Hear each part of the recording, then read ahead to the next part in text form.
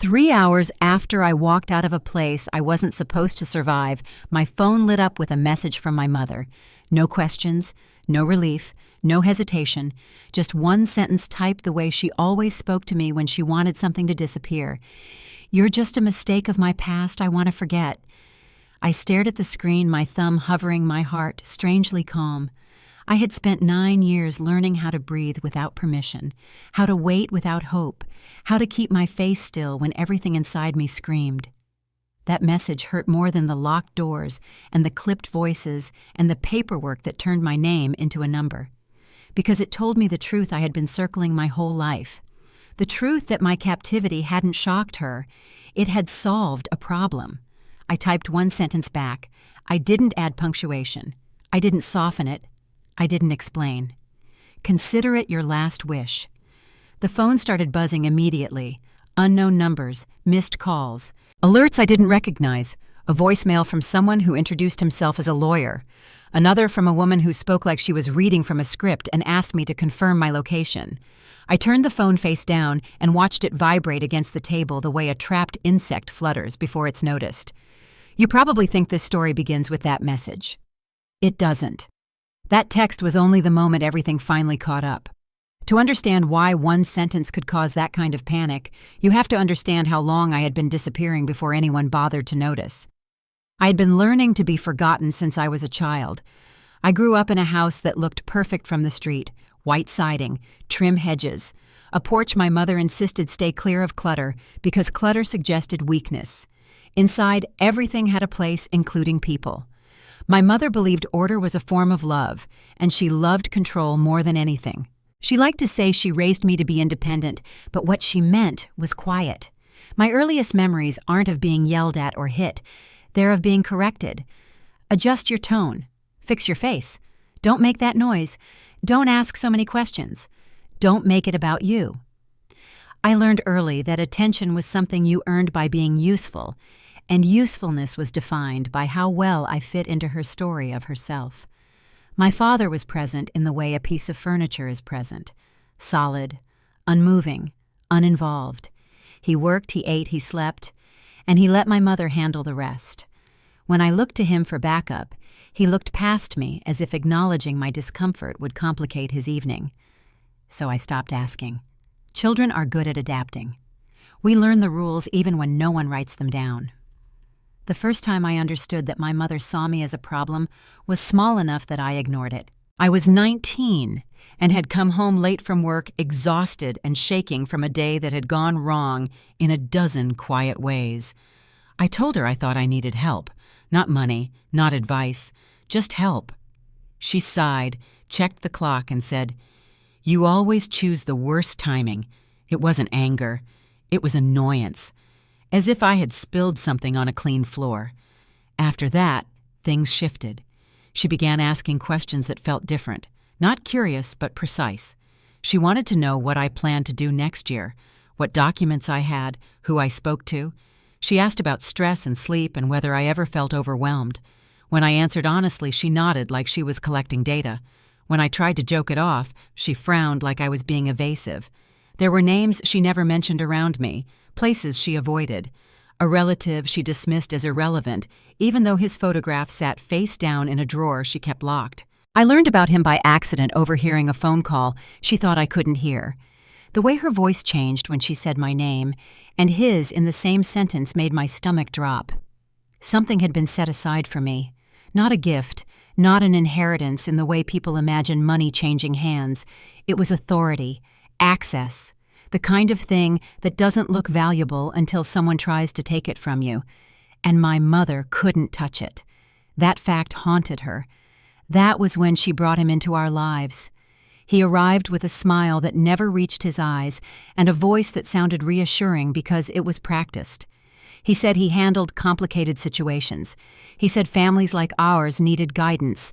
He asked me how I felt, and when I answered, he tilted his head as if listening for a diagnosis.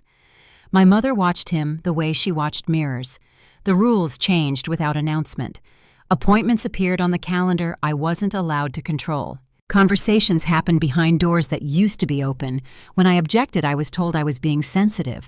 When I insisted, I was told I was proving their point. The day I stopped existing was ordinary. That's what still unsettles me. I ate breakfast. I tied my shoes. My mother said we had an important meeting and asked me not to make a scene. The room we walked into wasn't set up for discussion. People spoke about me as if I weren't there, using words like concern and best interest and temporary measures. When I refused to sign what they slid across the table, they nodded satisfied. Refusal, they explained, indicated instability. By the time I understood what had happened, my phone was gone, and my name no longer belonged to me. What followed wasn't violence. It was patience, a clean place, quiet routines, smiles that never promised anything, days without dates, weeks without explanations. I waited for someone to notice, for my mother to appear and say this had gone too far. She didn't. Her silence told me everything I needed to know. Years passed. I learned how systems get lazy when they think they've won. I learned how to watch without being seen. I learned how to wait. So when I finally walked out when the doors I wasn't supposed to open opened anyway, I didn't run. I planned. And when my mother finally spoke to me again, when she reduced my life to a sentence she thought would erase me, I understood something she never did. She had mistaken silence for surrender. She thought forgetting me meant I was powerless. I didn't disappear overnight. That's the lie people like to tell themselves, because it's easier to believe tragedy arrives suddenly than to admit it rehearses for years. Long before anyone signed a document or locked a door, I was already being edited out of my own family. Slowly, carefully, in ways that looked harmless if you weren't the one living inside them. Our house was quiet in the way museums are quiet. Everything polished, everything intentional, nothing out of place. My mother liked it that way. She believed noise led to mess, and mess led to judgment. She ran our home the way she ran her life, with appearances first and feelings last. There were no rules written on the walls, but I learned them early. Don't interrupt. Don't contradict. Don't cry unless you can explain it neatly. If something hurts, make sure it's justified before you mention it. And above all, don't embarrass her. Embarrassment to my mother was the unforgivable sin. Affection in our house wasn't given. It was earned, and it could be revoked without warning. If I did well in school, she praised me in front of other people, her hand light on my shoulder, her smile wide and practiced. Later in private, she'd remind me not to get arrogant. If I struggled, she sighed as if I had inconvenienced her personally. "I just don't know why you make things so difficult." She'd say, not unkindly, but not kindly either. I became very good at shrinking. My father was there, technically. He ate dinner with us most nights. He nodded along when my mother spoke. He didn't challenge her, and he didn't defend me. I don't think he meant to abandon me. I think he chose the easier path, and that path required silence. When I looked to him for reassurance, he looked at his plate. When arguments happened, he disappeared into the garage. He wasn't cruel. He was absent in the ways that matter most. My mother noticed everything, every change in tone, every shift in mood, every mistake, but she only intervened when it affected her. If I was sad quietly, she ignored it. If my sadness threatened to spill into her schedule or her image, she shut it down. The first time I realized I was disposable wasn't dramatic. It was almost laughably small. I had come home late from work, exhausted and shaken. Nothing catastrophic had happened. Just a long day where everything went wrong in small, cumulative ways. I sat at the kitchen table, hands wrapped around a mug I didn't remember pouring, and told her I thought I might need help. Not therapy, not money, help. The kind that comes from being seen. She didn't look at me. She checked the time and said, "You always choose the worst timing." That was it. No follow-up, no concern. Just irritation, as if I'd spilled something on the counter she'd just cleaned. I apologized. The reflex was automatic. After that, something changed. She began paying closer attention to me, but not in a way that felt caring. It felt like inventory. She asked about my plans, my future, my finances. She asked whether I ever felt overwhelmed, whether I slept well, whether I had trouble focusing. The questions came dressed as concern, but they were too specific, too methodical. When I asked why she wanted to know, she smiled and said, "I worry about you." But her eyes stayed sharp, watchful, like she was waiting for me to slip. There were parts of our family history she never discussed with me. A relative she dismissed whenever his name came up. A business matter she waved away as irrelevant. I once found a photograph tucked into a drawer she kept locked. The man in the picture looked nothing like her, but something about his posture felt familiar. When I asked who it was, she snatched the photo away and told me not to snoop. I laughed it off at the time. I didn't understand why her reaction unsettled me so deeply. To the outside world, we were enviable. People told me how lucky I was to have such a strong mother, how put together she was, how much she'd sacrificed.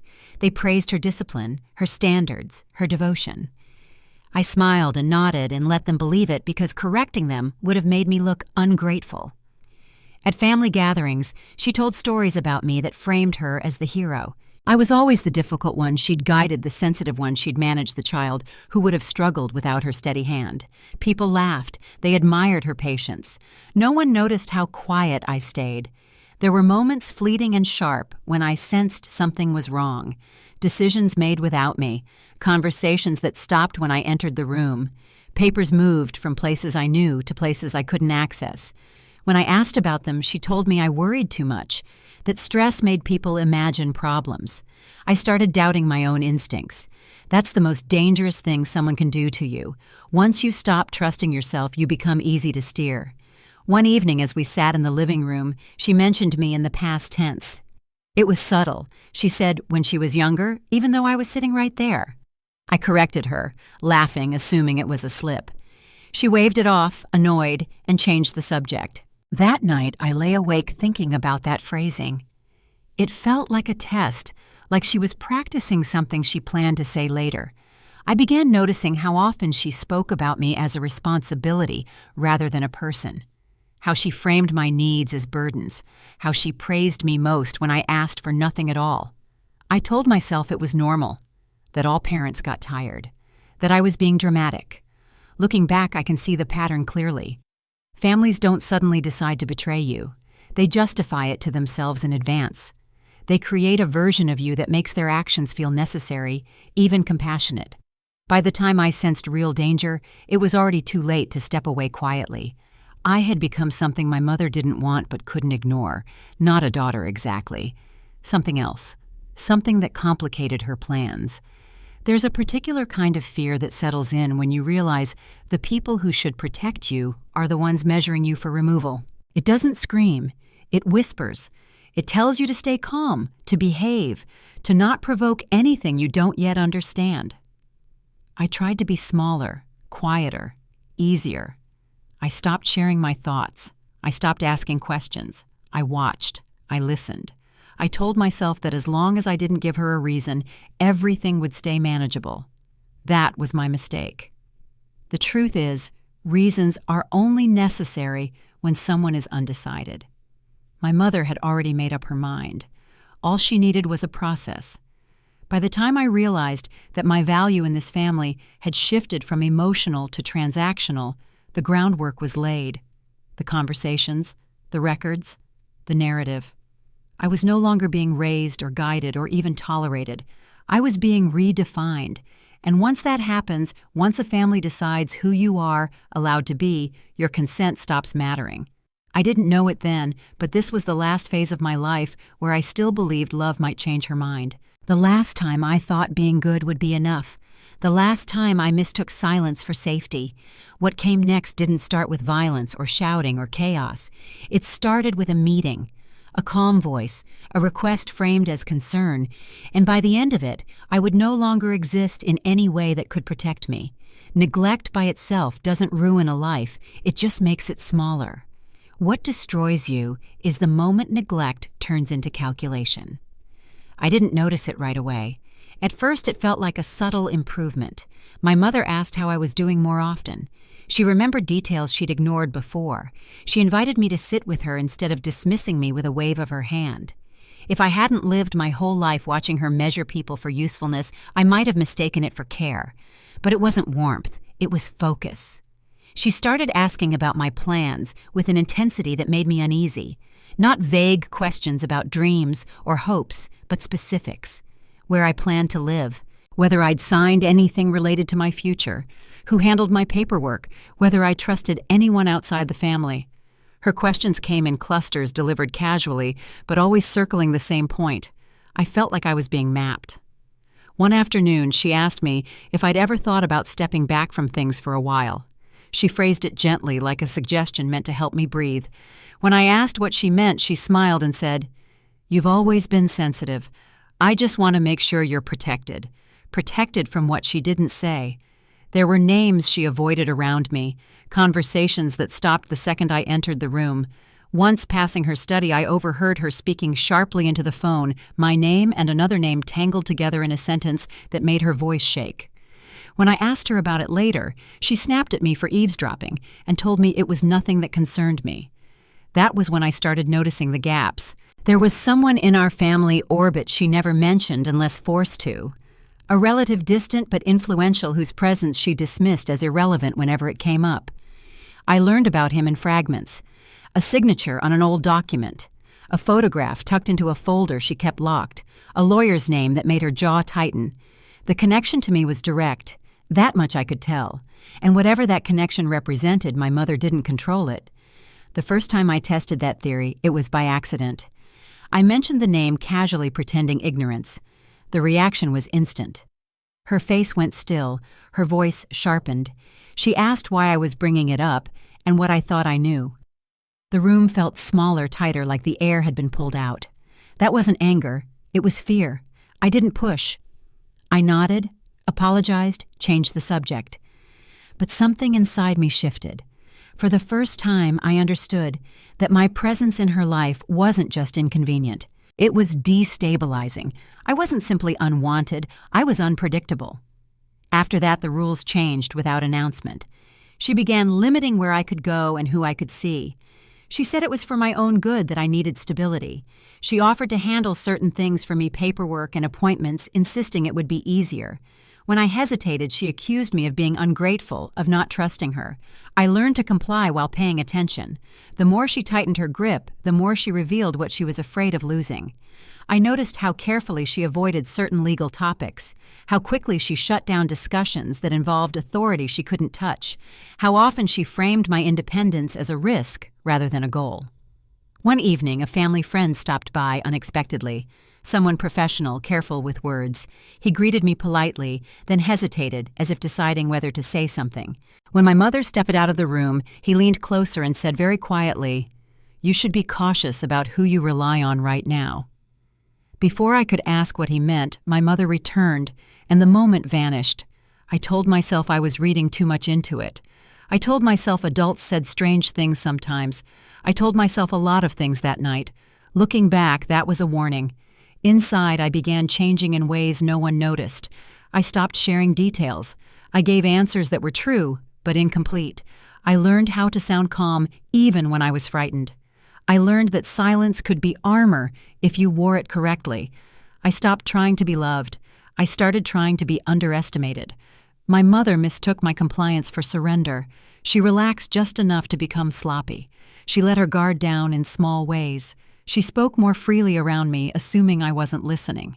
She began planning aloud, not details but intentions. There was something set aside for me. Not money in the way people imagine wealth, but leverage, authority. The kind of thing that doesn't glitter, but terrifies the people who want to own everything. As long as I existed as myself, that leverage stayed out of her reach. That was the problem she needed to solve. The day she introduced the man who would change everything, I understood it without being told. He walked into our house like he belonged there, confident and controlled. He shook my hand and held it just a second too long, his eyes scanning my face as if committing me to memory. He asked how I was feeling, how I was sleeping, whether I ever felt overwhelmed by responsibility. His voice was smooth, reassuring, professional. My mother watched him with something like relief. I answered carefully. Over the next few weeks, he appeared more often, sometimes unannounced. He spoke to my mother in private. He asked me questions framed as concern, but structured like assessments. He used words like stability and best interest, the same way people use locks they don't want you to notice. I felt the walls closing in not with force, but with paperwork and smiles. Still, I didn't fight. Fighting would have confirmed the story they were preparing to tell. I listened. I remembered. I filed away details the way some people file away savings hoping they'll matter later. By then, I understood something essential. My mother wasn't cruel for the sake of cruelty. She was methodical. She had decided who I was allowed to be, and anything outside that definition threatened her control. I was no longer her daughter in the way that mattered. I was a variable, an asset she couldn't manage, a risk she needed to neutralize. I didn't know when it would happen or how, but I knew with a clarity that chilled me that something irreversible was coming, and the most dangerous part was that everyone involved believed they were being reasonable. They weren't preparing to hurt me, they were preparing to erase me. That was the moment I stopped expecting rescue, the moment I accepted that whatever saved me would have to come from patience, not hope. Because once you understand you're being treated like an asset instead of a person, you realize something else just as important. Assets don't get loved, they get taken. Everything accelerated the moment he started coming to the house. Until then, the danger had been quiet, contained. It lived in sideways looks and unfinished sentences in documents moved just out of reach. I could still tell myself that if I stayed careful, if I didn't provoke anything, whatever my mother was planning would stall. I was wrong. She didn't bring him into our lives to advise her. She brought him in to authorize what she already wanted. The first time I met him, he smiled like he had practiced it in a mirror. Not wide, not warm, controlled. He dressed the way people do when they want to signal competence without inviting questions. His voice was calm, almost soothing, the kind that makes you want to trust it, simply because it never rises. He didn't introduce himself as a threat. He introduced himself as a solution. He shook my hand and asked how I was doing, really doing, and when I answered, he watched my face instead of listening to my words. It wasn't curiosity, it was assessment. I had the sudden, unsettling sense of being weighed. My mother hovered nearby, her posture different than usual, straighter, more deferential. She laughed at things he said that weren't jokes. She echoed his phrasing, his conclusions, as if aligning herself with him made her safer. In his presence, she stopped being the unquestioned authority in the room. She became an assistant. He asked me questions over tea, questions framed as concern. How was I sleeping? Did I ever feel overwhelmed? Had I noticed changes in my focus or memory? Each question was reasonable on its own. Together, they formed a pattern that made my skin prickle. When I answered plainly, he nodded thoughtfully. When I asked why he needed to know, he smiled and said, "It helps to understand the full picture." I didn't like the way he said picture. After that, he started appearing more often. Sometimes he'd call ahead, sometimes he wouldn't. He spoke to my mother in private, doors closed, voices low. When I entered the room, conversations stopped. Papers were turned over, screens went dark. I began to feel like a guest in my own home. The first time I pushed back was small. I questioned an appointment my mother had scheduled without asking me. She dismissed my concern and said he had recommended it. When I said I wanted more information, he stepped in smoothly, explaining it was just a precaution. That my resistance was understandable, but unnecessary. The word unnecessary stuck with me. There was a moment early on when I still believed clarity would help. I sat down with my mother and asked her directly what was going on. She looked tired, annoyed, like I was forcing her to manage something trivial. She told me she was worried about me, that I'd been under a lot of stress, that she just wanted to make sure I was taken care of. Her eyes slid toward the hallway, toward the room where he waited. I realized then that the decisions were no longer hers alone, and worse, she was relieved. The house changed after that, not visibly, subtly. My movements were noticed, my comings and goings commented on.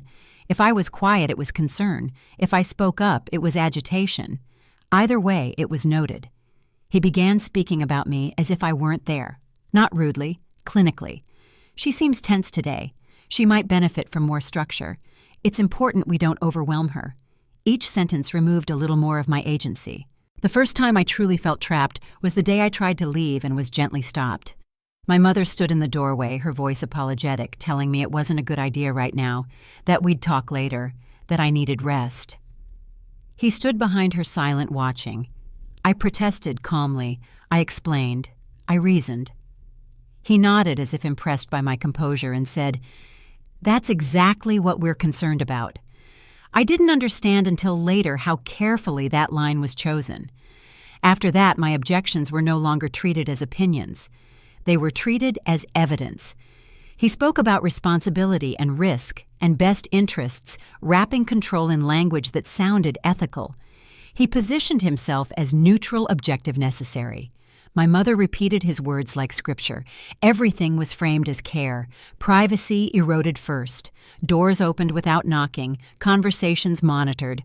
My phone checked under the pretense of concern. When I objected, my mother told me I was being defensive. He told me defensiveness was a sign of stress. There was always an explanation, always a justification. I began to realize that the goal wasn't to convince me. It was to document me, to create a version of me that could be managed on paper, regardless of who I actually was. The pattern became unmistakable. Questions designed to elicit doubt. Situations engineered to provoke a reaction. Then careful notes taken afterward. I felt like I was being baited, but the hooks were invisible. One afternoon, a neighbor stopped by unexpectedly. Someone my mother respected. Someone outside the circle he had built. She chatted in the living room while he stood off to the side, silent but attentive.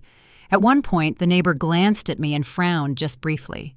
Later, as she left, she squeezed my hand and said softly, "Take care of yourself." The look in her eyes lingered with me. It wasn't pity. It was concern edged with suspicion. That night I lay awake listening to the house settle, realizing that concern from the outside was dangerous. It threatened the story being constructed. And stories like that require isolation to survive. I stopped arguing. I stopped explaining. I answered questions politely and vaguely. I smiled when expected. I made myself uninteresting. My compliance pleased them. He began to relax. My mother grew more confident. The conversations behind closed doors grew longer. Papers moved more freely. They thought the resistance had ended. In truth, I was memorizing everything. I learned his schedule, his habits, the way he phrased his notes. I learned when my mother felt most confident and when she deferred without thinking. I learned the language they used to justify what they were doing, because language is the skeleton of any system like this. The final warning came from someone unexpected, a professional involved briefly, carefully. They asked me a question that seemed innocuous but carried weight. "Do you feel you have choices right now?" I hesitated too long. Their eyes sharpened. Nothing came of it immediately, but the moment stayed with me. A reminder that not everyone was blind, that cracks existed even if I didn't yet know how to reach them. By then, I understood the truth I had been avoiding. My mother hadn't brought this man into our lives to help me. She brought him because she needed someone who could do what she couldn't do alone. She needed legitimacy. She needed distance. She needed a way to tell herself that whatever happened next was reasonable. What was coming wouldn't be discussed with me. It wouldn't be negotiated. It would be decided in rooms I wasn't invited into, written in language designed to make it sound inevitable. I didn't know the date. I didn't know the method. But I knew with a certainty that settled cold in my chest that the house I was standing in was no longer a home. It was a waiting room, and the people smiling at me had already agreed on what I was waiting for. The morning it happened felt so ordinary that I didn't mark it in any way. I woke up at the usual time. I made coffee. I stood at the kitchen sink watching steam rise from the mug while my mother read the paper like nothing in the world was about to change. If there had been shouting or tension, I might have noticed, but calm was her weapon. Calm made people compliant. She told me we had an important meeting later that morning. She said it lightly, like an errand. When I asked who would be there, she smiled and said, "People who want to help you." The way she emphasized help made my stomach tighten. I almost didn't go. That hesitation still haunts me. I remember standing in my room, hand on the doorknob, wondering if walking out would make things worse. I had spent months convincing myself that patience was safer than resistance. That logic followed me out the door. The building was nondescript, clean, professional, the kind of place where decisions are made quietly and no one raises their voice. We were ushered into a conference room that had been prepared in advance, water already poured, papers stacked neatly, chairs positioned so that I sat slightly apart from everyone else. That should have been my first warning. People introduced themselves quickly, their names sliding past me. They spoke to my mother more than to me. When they did address me, their tone was careful, almost gentle, the way you speak to someone you've already decided can't be trusted with the truth. They began by talking about concern, about stress, about patterns they had observed. They used phrases like recent behavior and emotional volatility. Each time I opened my mouth to respond, someone else rephrased what I said in a way that made it sound unstable. When I spoke calmly, they exchanged glances. When I became frustrated, they nodded as if I'd confirmed something. I realized with a slow, sickening clarity that this wasn't a conversation. It was a performance. And my role had been assigned before I ever walked in. They slid a document across the table and called it temporary. Protective. A measure designed to give me space to recover. The words were reassuring, almost kind. They said I could revisit it later once things stabilized. I read the first page and felt my chest tighten. The language was clinical, impersonal.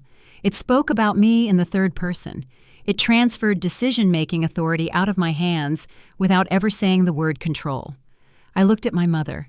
She didn't meet my eyes. That was the moment something inside me broke cleanly. Not in a dramatic way, not with tears or anger, just a quiet snapping of the last thread that held hope in place. She wasn't confused. She wasn't conflicted. She was prepared. When I said I wouldn't sign, the room didn't erupt. No one argued. No one raised their voice. Instead, they nodded, almost with relief. One of them said my refusal was understandable given my state of mind. Another noted it for the record. My refusal wasn't resistance. It was confirmation. They told me I needed rest. They told me it was for my own good. They told me everything would be reviewed later. I was escorted, not guided, out of the room. My phone was taken temporarily. My bag was searched gently, politely, as if this were standard procedure. I kept waiting for someone to ask how I felt. No one did. By the time we reached the car, I was no longer a participant in what was happening. I was an object being moved. My mother spoke softly, apologetically, saying this was hard for her too. She said she hoped one day I'd understand. I didn't answer. I was busy realizing that my name no longer meant what it used to. The place they took me to was clean and quiet and designed to look harmless. The walls were a neutral color. The staff smiled. Everything about it suggested care. That was intentional. It made protest look unreasonable. I was shown to a room and told to settle in. They said we'd talk later. That later stretched into hours, then days. My access to information narrowed. My questions were redirected. My requests were delayed. When I asked to call my mother, they told me she was busy. When I asked to call anyone else, they told me it wasn't a good time. I remember the exact moment I realized I was no longer being heard. I was sitting across from a woman with a clipboard explaining carefully that there had been a misunderstanding. She listened, politely nodded, and then said, "I'll note that you're feeling distressed." That was it. Everything I said after that became a symptom. Days passed in a blur. Schedules appeared without explanation. Rules were implied, not stated. I learned quickly which questions were safe and which ones closed doors. I learned that calm compliance made things smoother, even if it solved nothing. My mother didn't come. At first I told myself she needed time, that she was processing, that she would arrive any moment and demand clarity. Each day that passed without her felt heavier than the last. Her absence spoke louder than any sentence she could have sent. The world moved on with terrifying efficiency. Decisions were made. Access was revoked. My status changed on paper. I learned this not because anyone explained it, but because the way people spoke to me shifted. There was a finality in their voices. I wasn't a temporary concern anymore. I was a case. Everything was framed as care. Every restriction was justified as protection. My disappearance was sanitized, wrapped in language that made it sound responsible. I understood then why systems like this rarely face resistance. They don't look violent. They look reasonable. At night, I lay awake listening to the hum of the building, replaying the meeting in my head. The glances, the phrasing, my mother's silence. I searched for the moment I could have changed things, the sentence I should have said differently. There wasn't one. This hadn't happened because I made a mistake. It happened because the process was designed to work this way. Once initiated, it fed on compliance and punished clarity. The more I tried to assert myself, the more it documented me as unstable. Weeks later, I was referred to by a classification instead of my name. The sound of it landed like a physical blow. I realized then that identity isn't just who you believe yourself to be. It's who the system agrees to recognize. And the system had erased me. I stopped expecting rescue after that, not because I gave up, but because hope in a place like that is a liability. It keeps you waiting for permission that will never come. What I didn't know then was how permanent this erasure was meant to be, how carefully it had been planned, how many signatures it took to make a person vanish without leaving a mark. If something had happened to me after that day, it would have been considered resolved, documented, closed. That was the truth they never said out loud. The day I stopped existing wasn't loud or chaotic or cruel in the ways people imagine. It was efficient, polite, final, and it worked exactly the way it was supposed to. Time stopped behaving normally once my name was taken away. Days didn't begin or end so much as blur into one another, stitched together by routines I didn't choose. Lights came on at the same hour. Meals appeared on trays that looked identical no matter what day it was. Conversations followed scripts. No one ever told me how long I would be there. That uncertainty was intentional. It made the mind reach for hope, and hope kept you compliant. The place they put me in wasn't violent. That was the most disorienting part. It was clean controlled and designed to look temporary. Neutral walls, soft voices, doors that locked without making a sound. Everything about it suggested care while removing every choice that mattered. There were no windows I could open, no clocks I could trust. Time was announced to me instead of experienced. When you live like that, days stop having shape. You measure life in meals and check-ins and the hum of the building at night. Control wasn't enforced with force. It was enforced with rules that were never written down. Privileges appeared and disappeared without explanation. If you complied, things were smoother. If you asked questions, schedules changed. Silence was rewarded. Curiosity was documented. I learned quickly which version of myself made life easier for the people watching me. Calm, polite, agreeable. I learned to speak just enough to seem cooperative without giving them anything to use. I learned to keep my face neutral even when my thoughts were racing. At first, I waited for my mother. I counted days the way children do when they expect a parent to return. I imagined her walking through the door, demanding answers, insisting on seeing me. I rehearsed what I would say when she finally showed up. I held on to that image because without it, the reality was unbearable. She didn't come. There were no messages, no inquiries, no requests to see me. When I asked about her, I was told she was busy, that she trusted the professionals, that everything was being handled. Her absence became louder than any accusation. It told me this wasn't a misunderstanding. It was a decision. After the first year, something in me hardened, not in a dramatic way. It was more like a quiet settling the moment you realize the door you're knocking on was never connected to the room you're standing in. Waiting stopped making sense. That was when I began to observe. I stopped asking why and started watching how. I paid attention to patterns, shift changes, which staff followed rules rigidly and which bent them out of fatigue, who documented everything and who relied on memory. I noticed how often systems assume compliance once someone stops resisting. I learned when to speak and when to disappear into myself. I learned that stillness can be mistaken for defeat. I let them believe I had accepted my place. There was one person who didn't fully belong to the system. I noticed them months before I understood their significance. They moved differently, carefully. Their eyes lingered too long on locked doors, on clipped conversations. When they handed me something, their fingers shook just slightly. We never spoke openly. There was no dramatic alliance, no whispered plans, just moments of recognition. A look held a second longer than necessary. A question asked too carefully. Fear mirrored fear. That was enough. Years passed. I marked them not by dates but by changes. A new coat of paint, a revised policy, different faces. I was declared stable more than once. The word sounded hopeful until I realized it didn't lead anywhere. Stability became another justification for keeping me exactly where I was. Release, I understood, was never the goal. The longer I stayed, the more invisible I became. My presence faded into routine. People stopped double-checking. They stopped explaining.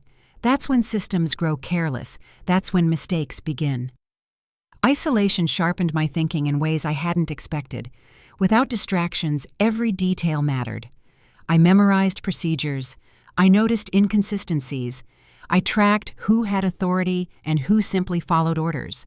I stored information the way some people store valuables, carefully, quietly, knowing it might save me later. Silence taught me patience.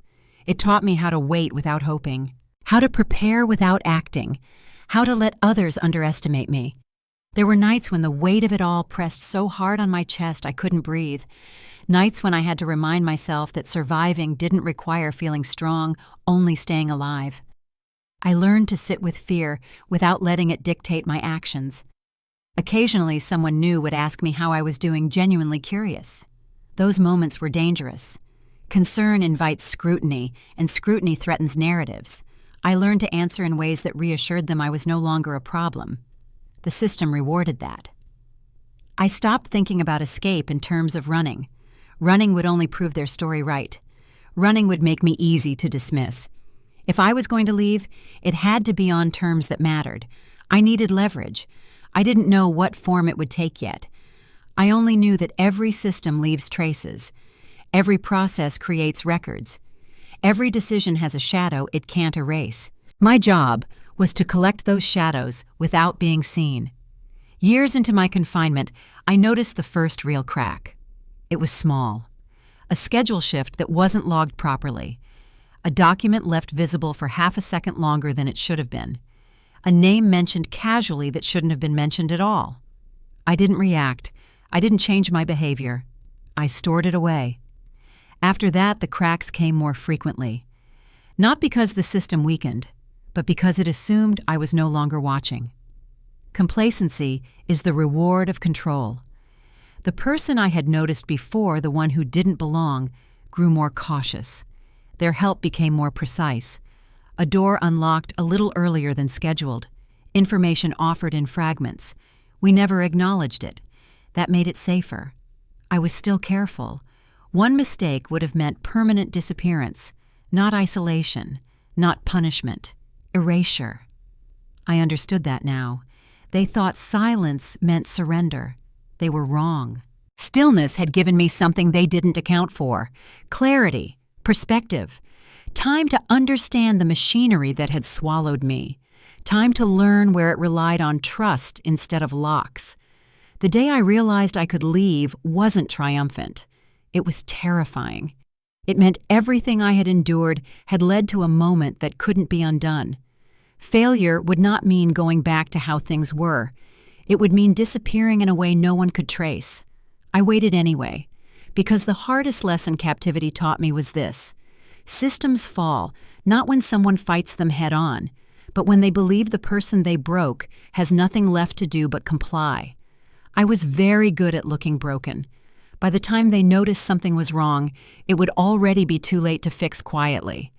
And that was the mistake they never saw coming. Systems don't collapse because someone fights them.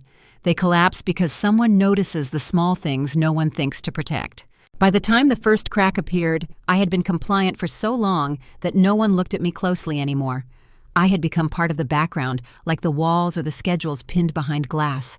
Managed, stable, safe. That word followed me everywhere, as if it explained my continued existence. The change was almost laughably small. One morning, a routine I knew by heart shifted. A check-in happened 10 minutes late. Not enough to raise concern, not enough to document. Just enough to matter. I didn't react. I didn't ask questions. I didn't even look up right away. I let the moment pass as if it meant nothing. but I felt it, like a hairline fracture under your fingers. After that, I paid closer attention. Not obviously, quietly. I watched how delays affected other steps in the day. I noted which people apologized and which didn't notice the change at all.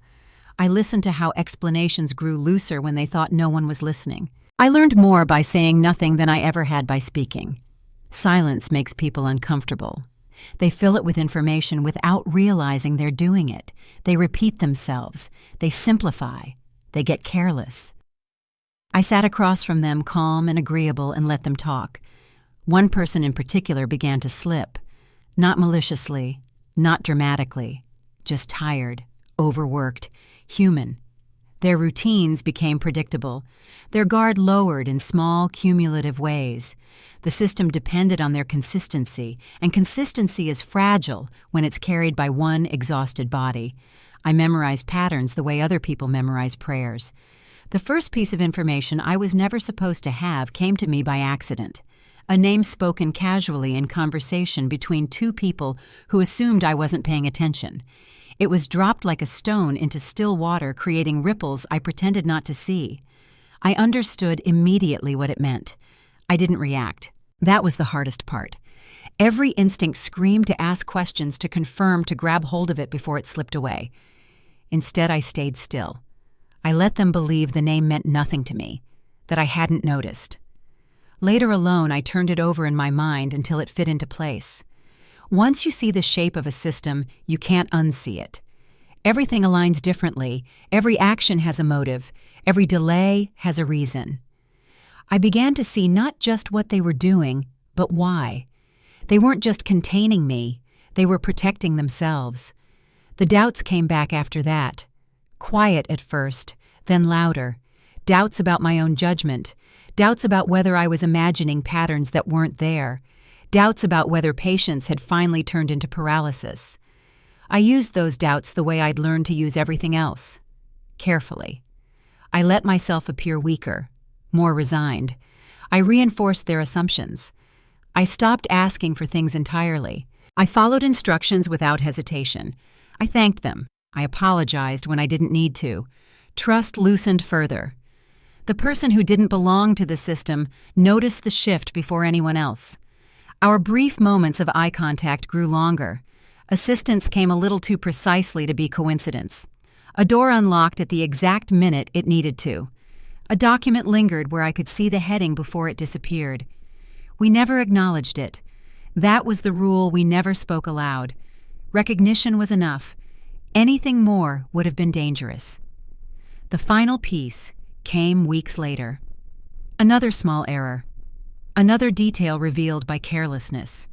When it landed, everything clicked into place so cleanly, it took my breath away. I knew then that escape was possible. Not easy, not safe. Possible, but only once. Failure wouldn't mean punishment. It wouldn't mean stricter rules or longer confinement. It would mean disappearance. A correction so thorough, no one would ever question it. The system would close ranks, and I would be a footnote if that. I didn't sleep that night. Not because I was afraid, but because I was calculating. Timing mattered more than courage. Acting too soon would expose me. Acting too late would cost me the opportunity entirely. I waited. Waiting didn't feel like surrender anymore. It felt like a loaded spring held in place by discipline alone. Every day I delayed strengthened my position and weakened theirs. I thought about my mother during those hours, not with anger, but with clarity. I wondered whether she believed this system would hold forever, whether she told herself I was safe, or whether she preferred not to think about me at all. I wondered if she had any idea how fragile the structure she relied on truly was. By morning, my decision was set. I wasn't waiting to survive anymore. I was waiting to move. The system continued its routines, unaware that it had already lost its advantage. It trusted its labels and its paperwork. It trusted that silence meant acceptance. It trusted that time erodes resistance. They never considered that time could sharpen it instead. When the moment finally came, it wasn't dramatic. No alarms, no raised voices, just a sequence of actions unfolding exactly as I'd predicted, each one dependent on the last, each one assuming I was still where they'd left me. I moved without panic. Panic draws attention. I moved the way I'd learned to live there, calmly, precisely, as if I belonged. The door that mattered opened when it was supposed to. The corridor was empty because it always was at that hour. The name I'd overheard weeks earlier unlocked a response that should never have been available to me. I didn't hesitate. As I crossed the threshold, I understood something with startling clarity. The hardest part of captivity hadn't been the confinement. It had been convincing myself that waiting was the same as being powerless. It wasn't. Power doesn't announce itself. It accumulates quietly in observation and restraint and timing. It waits until the moment when the people who think they control everything stop looking. By the time anyone realized something was wrong, the question wouldn't be how I got out. It would be how they'd ever believed I wouldn't try. I didn't look back as I took my first unsupervised steps, not because I was brave, but because looking back belonged to a version of me they thought they'd erased. That person was gone. What came next would prove just how expensive that assumption was. Escape doesn't feel like victory when you understand what's still hunting you. The moment I stepped outside, the air felt too wide, too loud. Sounds collided instead of lining up neatly the way they had inside. Cars passed, voices overlapped. The world moved without asking permission. I stood there for a second longer than I should have, forcing myself not to look like someone who had just learned how big the sky was again. Running was the instinct. Every part of me screamed to disappear, to put distance between myself and everything that had tried to erase me. Change my name, leave the state, let the system explain my absence however it wanted. I didn't do that. If I ran, I would become exactly what they needed me to be, a problem that solved itself. A story that could be closed with a shrug and a line in a file. Freedom without proof would still make me disposable. I needed leverage, not distance. I moved carefully, sticking to places where I blended in without effort. I had memorized how to look unremarkable. Years of containment teach you that skill whether you want it or not. I used public transportation, avoided cameras when I could, stayed where my presence wouldn't register as unusual. The window they left open wasn't dramatic. It never is. It was a convergence of assumptions, a staff shortage, a delayed update, a belief that the person they'd broken had nothing left to do but exist quietly. They had confused compliance with surrender. I knew this chance wouldn't repeat itself. The system would correct the mistake once it realized it had made one. I didn't have the luxury of hesitation. Acting now was dangerous. Waiting was fatal. I made the decision the way I'd learned to make all important choices there, calmly, without ceremony. I acknowledged the cost of failure and accepted it. Once I did that, fear lost some of its grip. Getting out hadn't required force. It had required preparation and timing. I didn't break anything. I didn't leave chaos behind. Chaos invites scrutiny. I moved through the spaces I'd studied for years, stepping into gaps created by habit and exhaustion. When I finally crossed the last threshold, the door didn't slam shut behind me. It clicked softly, almost politely like it always had. That sound followed me longer than I expected. The first breath of unsupervised air didn't bring relief. It brought alertness. Every sense sharpened at once. Light felt too bright. Sounds felt layered. My body was free, but my mind was still measuring exits and angles. I kept moving. The urge to contact someone immediately was strong, but I resisted it. Reaching out too soon would leave a trail before I understood where I stood. I needed to know what they were doing before I let them know what I was doing. I found a place to sit where no one would notice me. I watched people pass and tried to remember how to exist without permission. My hands shook when I finally pulled out the phone I'd acquired, my fingers stiff from disuse. I didn't call my mother. Not yet. The first person I contacted was someone with institutional weight, someone whose job was to notice patterns that didn't add up. I kept my message brief and factual. I didn't beg. I didn't dramatize. I stated who I was, where I had been, and that my continued absence posed a legal risk they should care about. The response came faster than I expected. They already knew something was wrong. Not enough to act on, not enough to challenge a system built on paperwork and authority. But my existence outside it changed the equation. Proof has a way of doing that. While I waited for next steps, I began learning what had happened in my absence.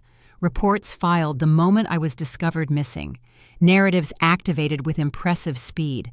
I saw the language they used to frame my disappearance as instability rather than escape. My mother's involvement became clearer with each update. She hadn't been passive.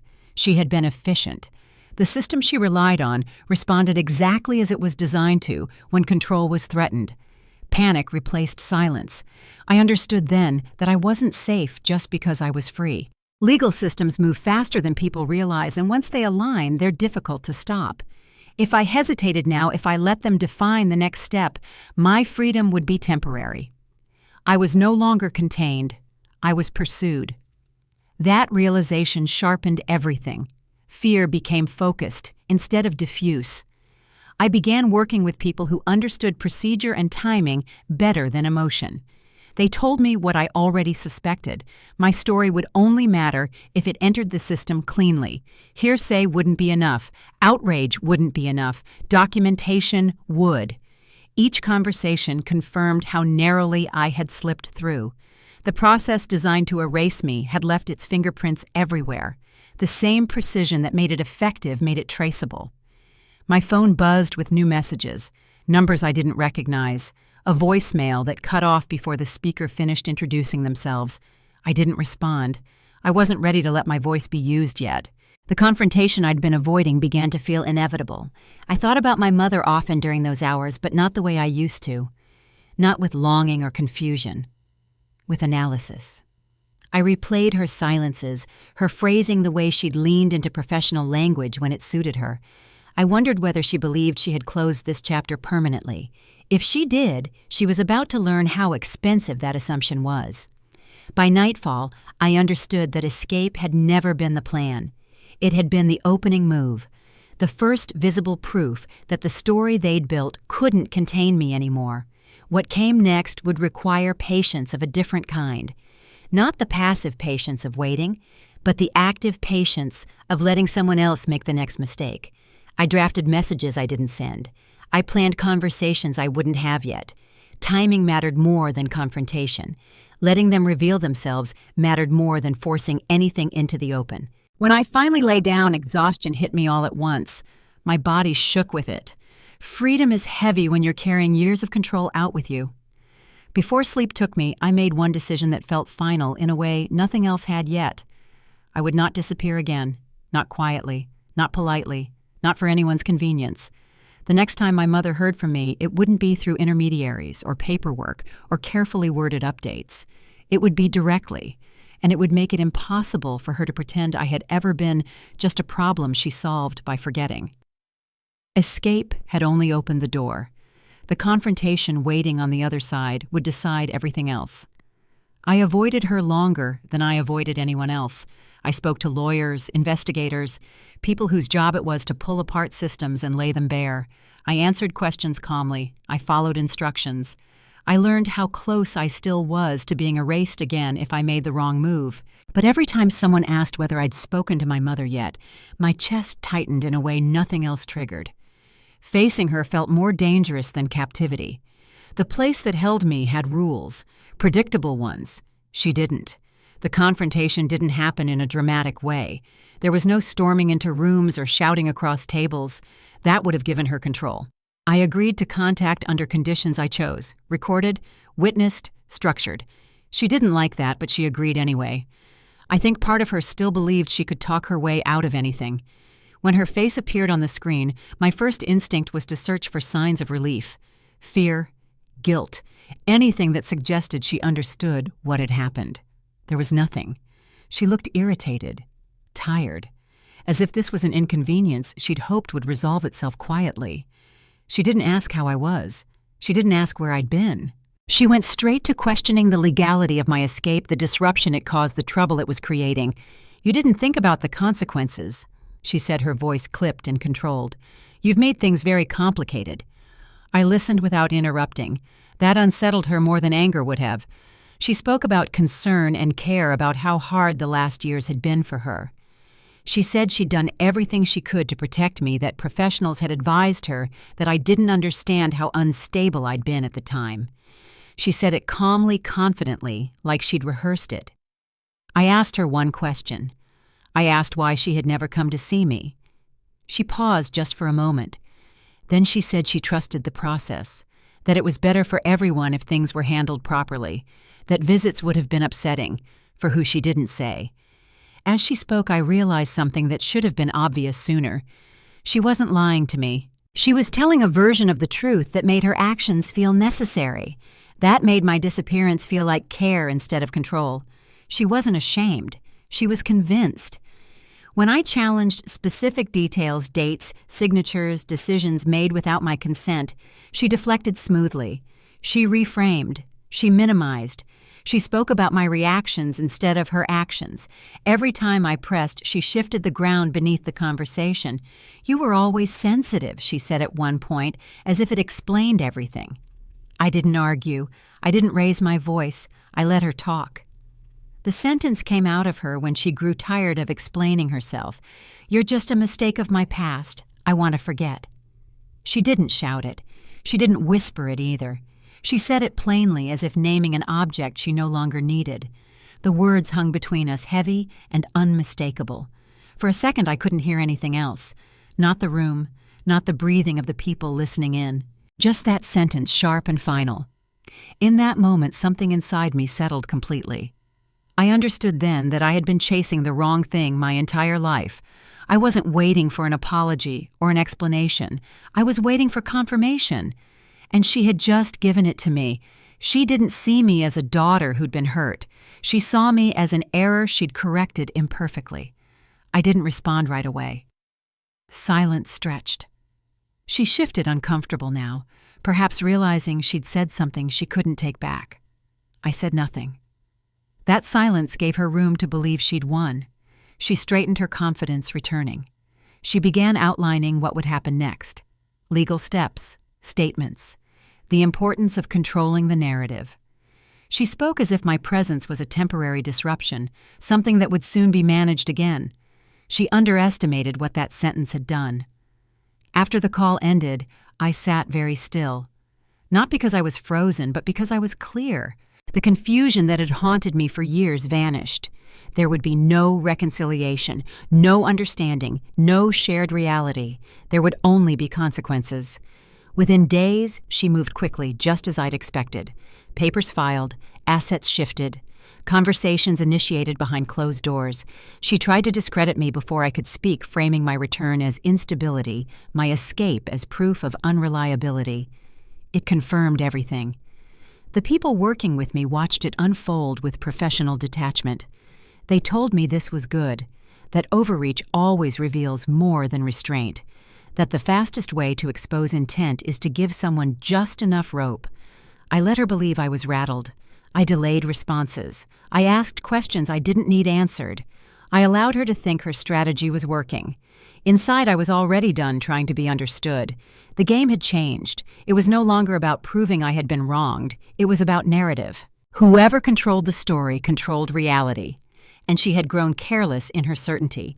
Each move she made left a trail. Each attempt to silence me created documentation she couldn't erase.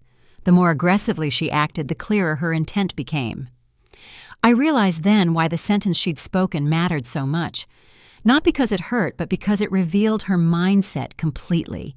It explained the years of silence, the ease with which she'd let others decide my fate, the absence of guilt. Mistakes aren't mourned, they're corrected. By the end of that week, I understood the game in full, not just the rules, but the rhythm. I knew when she would push and when she would pause. I knew which allies she would lean on and which would quietly step back when things grew uncomfortable. She believed this was a battle of authority. It wasn't. It was a battle of timing. I had something she didn't realize yet. Not just evidence, not just witnesses. I had patience sharpened by years of waiting, and I had a system finally willing to listen because it could no longer deny I existed. I drafted the message I would send her and saved it without sending. I read it once, then closed the file. It wasn't time. The next step wouldn't be emotional. It wouldn't be private. And it wouldn't be something she could explain away with calm language and practiced concern. The next step would make forgetting me impossible, and when it happened, it would be too late for her to pretend that sentence had been a moment of frustration instead of a confession. She had finally said out loud what she'd been acting on for years. All that remained was to make sure the world heard what followed. Revenge doesn't scream. It waits until the other side is convinced nothing is coming. By the time my mother realized I wasn't collapsing the way she expected, everything was already in motion. I didn't announce what I was doing. I didn't threaten. I let her believe her version of events was working, that her filings and statements were creating the doubt she needed. Silence used correctly makes people reckless. I had leverage she didn't know existed yet, not stolen, not fabricated. Every piece of it had been created by her own decisions. Documents she signed without thinking anyone would read them carefully. Emails sent under the assumption of loyalty. Timelines that contradicted one another just enough to matter. None of it would have meant anything on its own. Together it formed a pattern she couldn't explain away. I let her continue. She filed motions framed as protective measures. She contacted people I hadn't spoken to in years, planting careful seeds of doubt. She positioned herself as the reasonable party forced to manage an unfortunate situation. I didn't challenge any of it publicly. I didn't respond right away. I allowed the narrative to expand just enough to stretch thin. That was the mistake I was waiting for. The moment came when she tried to move something she shouldn't have touched, an asset she assumed was already out of my reach. The action was quiet, procedural, and devastating to her case. It exposed a contradiction she couldn't reconcile. I didn't confront her directly. That would have been too obvious. Instead, I went after the structure supporting her confidence, the professionals who had shielded her decisions, the institutions that assumed her authority was legitimate. Questions were raised formally and quietly. Compliance departments were notified. Reviews initiated. No accusations, just requests for clarification that couldn't be ignored. The system responded the way it always does when uncertainty enters. Slowly at first, then all at once. My mother felt it before she understood it. Calls stopped being returned as quickly. Meetings were postponed. Conversations ended with promises instead of assurances. She reached out to me, her tone shifting from authority to irritation. She asked what I was doing. I answered honestly, nothing I said. And that was true. The pressure built without my involvement. The people she relied on began distancing themselves, not out of loyalty to me, but out of self-preservation. Paper trails are dangerous things once someone decides to follow them to the end. I introduced the second move carefully, not a confrontation, but a provocation designed to force her hand. I let her believe she had discovered something damaging. I let her act on that belief. She did exactly what I expected. Her response created evidence she couldn't erase. Emails sent in haste. Decisions made without consultation. Statements that contradicted previous filings. Watching it unfold felt surreal, not triumphant, precise, like observing a machine finally jam because it was pushed past its design. There was a moment when I could have destroyed everything completely, exposed every detail, pushed for maximum damage. I considered it. The thought passed through me like a cold current. I chose otherwise. Justice isn't about annihilation. It's about truth reaching the place where denial used to live. The turning point came quietly. A formal notice, a request for records, an inquiry she couldn't dismiss as harassment or misunderstanding. For the first time, she wasn't directing the process. She was responding to it. When she realized the tables had turned, it showed in the smallest ways. Her voice tightened. Her phrasing changed. She stopped speaking in absolutes. She reached out again this time, carefully, almost cautiously. She asked if there was a way to resolve things privately. The word privately landed with more weight than she intended. I didn't answer right away. The consequences didn't arrive in one dramatic blow. They arrived in layers. Access restricted, authority questioned, assumptions challenged. Each step eroded the certainty she'd built her life on. She was no longer untouchable. I watched from a distance, not hiding, but not interfering. The truth doesn't need encouragement once it's given room to breathe. It expands on its own. By the end of that week, she understood she had misjudged me completely. Not because I was clever or ruthless, but because I was patient. Because I had learned to wait without losing sight of the moment that mattered. This was only the opening act. The public still didn't know everything. They didn't know how carefully my disappearance had been arranged, how many people had signed off without asking the right questions, how easily a person could be erased if the paperwork was clean. That part was coming. I reviewed the final materials late one night alone, timelines aligned, statements matched. The story was no longer mine to tell alone. It would be read aloud, entered into record, spoken by people whose voices carried weight whether they wanted them to or not. When I closed the file, I felt something I hadn't expected. Peace, not satisfaction, not vengeance, just the quiet certainty that whatever happened next, the outcome would be decided by facts, not fear. My mother had believed this was a contest of control. That authority alone would protect her. She never considered that the system she trusted could turn its attention toward her instead. By the time the truth surfaced publicly, she would understand what it meant to be powerless inside a process she could no longer direct. And when that moment came, it wouldn't matter what she said. The record would speak for itself. All that remained was to let it. The room was silent except for the soft hum of the recording devices. The air smelled faintly of polished wood and paper, the kind of sterile scent that tries to convince you it's neutral. But there was nothing neutral about what was about to happen. I sat there quietly letting the proceedings unfold as the truth prepared to speak louder than anyone's objections could. Documents were passed across the table in neat stacks, each one carefully highlighted. Every signature, every date, every annotation aligned into a timeline that could not be refuted. I watched as the professionals read aloud, their voices calm and measured, yet carrying the weight of evidence that had been waiting years to be presented.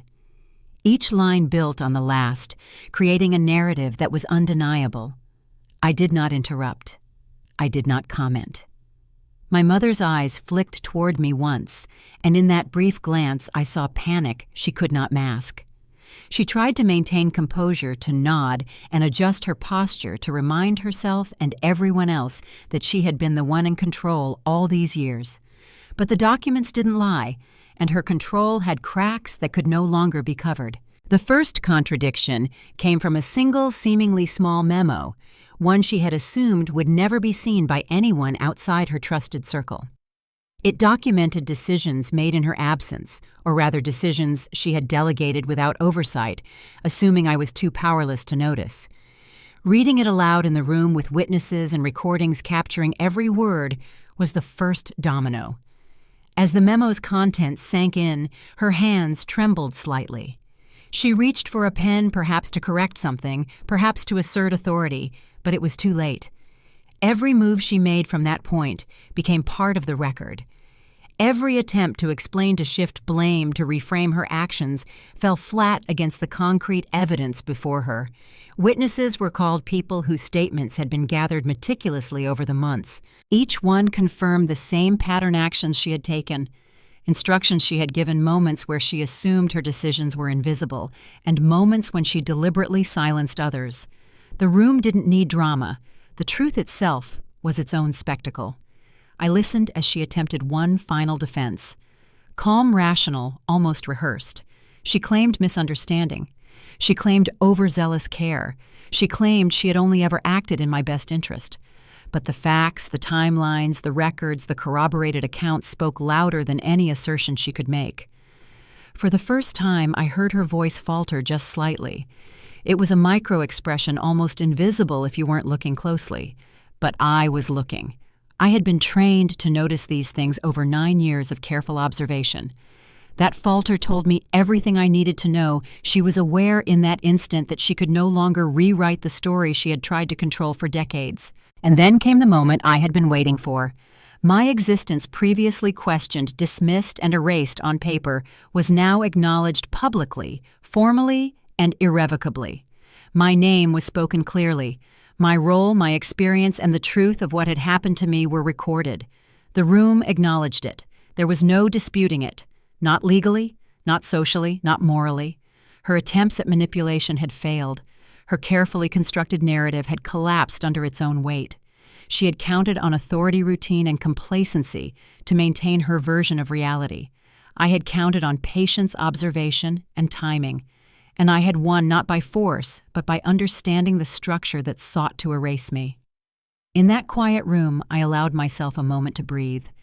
Not because the ordeal was over. I knew there were still procedural steps, still people who might question the outcome, but because the central truth had been made undeniable. I existed. I mattered. My experience could not be rewritten. She tried one last gambit, appealing to sympathy, trying to remind the room that she had been misunderstood. But the appeal fell flat. Evidence had weight. Sympathy without foundation has none. Each attempt to pivot to insert doubt only further confirmed the reality everyone could see. By the time the session ended, the consequences had begun to set in. Legal authority, financial oversight, and reputational accountability had shifted. The system that she had assumed would protect her had been used against her, not through rage but through reason. My mother realized it, though she wouldn't admit it aloud. She had miscalculated entirely. As I left the room, I didn't smile. There was no triumph in my expression, no gloating. That wasn't the point. The point was clarity. Justice doesn't need fanfare. It needs fact. It needs procedure. And today it had arrived. Walking through the halls after the final statements were recorded, I felt a strange mixture of relief and exhaustion. Relief that the truth was undeniable. Exhaustion from the years it had taken to reach this point. The fight hadn't been physical, it hadn't been violent, but it had been total, consuming every careful thought, every silent observation, every patience-tested decision I had made since my disappearance. For the first time in years, I felt like the next step was mine to choose. My freedom was no longer theoretical, it was official. And now, for the first time, I could consider what it meant to live outside the shadow of control, manipulation, and attempted erasure. The consequences for her were set. Legal, social, and moral accountability had found their place. But what mattered more than her punishment was the restoration of my own identity, my voice, my existence, in a world that had pretended I didn't matter. And while the record had spoken, while the truth was now undeniable, I knew there was one more choice to make. What I would do with that freedom, how I would shape the life that followed, was entirely mine. Silence settled over the house differently now. The doors were open, the papers were signed, the truth had been recorded. The people who had tried to erase me had been confronted not with anger, but with facts. And in that stillness, I felt the weight of the years finally begin to lift.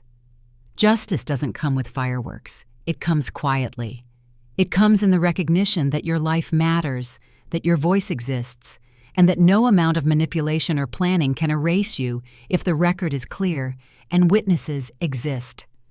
I felt that quiet as I sat in my own apartment for the first time, without someone watching, without someone always waiting for a misstep, without the constant calculation that had consumed my days.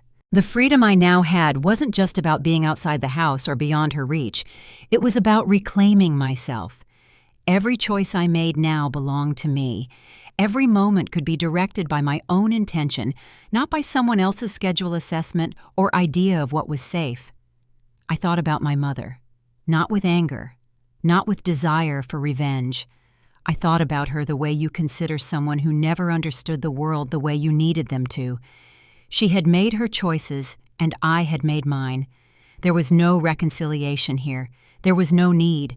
The lessons had been learned, the boundaries had been enforced, and the truth had been acknowledged.